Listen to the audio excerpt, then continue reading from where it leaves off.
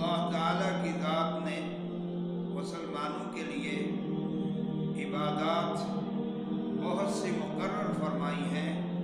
سب سے افضل عبادت جو ہے وہ نماز ہے۔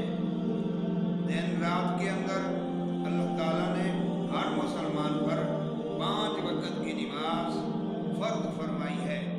اس کے علاوہ نمازیں ایسی بھی ہیں جن کو نوافل کہا جاتا ہے، اور نفل جو ہیں تقرب الی اللہ حاصل کرنے کا ذریعہ ہے۔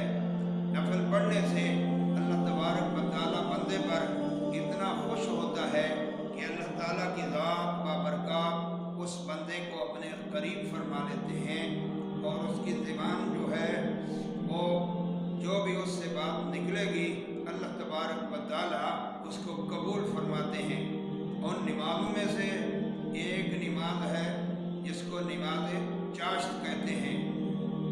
فجر کی نماز کے بعد، سورج چڑھنے کے بعد، نماز اشراق کے بعد 8 بجے 8:15 بجے اس کا ٹائم ہوتا ہے، اور یہ نماز ایسی ہے کہ جس چیز کے لیے ہر انسان فکر مند ہوتا ہے اور رات دن تگ و دوڑ میں ہوتا ہے، یعنی رزق کے لیے، تو جو آدمی چاشت کی نماز کی پابندی کرے گا تو چاشت کی نماز کے اندر اللہ رب العزت نے اتنی برکت رکھی ہے کہ جس آدمی کو پابندی کے ساتھ یہ عادت کر لے، وہ آدمی کے لیے اللہ تبارک و تعالیٰ رزق میں اضافہ فرما دیتے ہیں اور رزق کے اندر برکت عطا فرماتے ہیں، اتنا رزق عطا فرماتے ہیں۔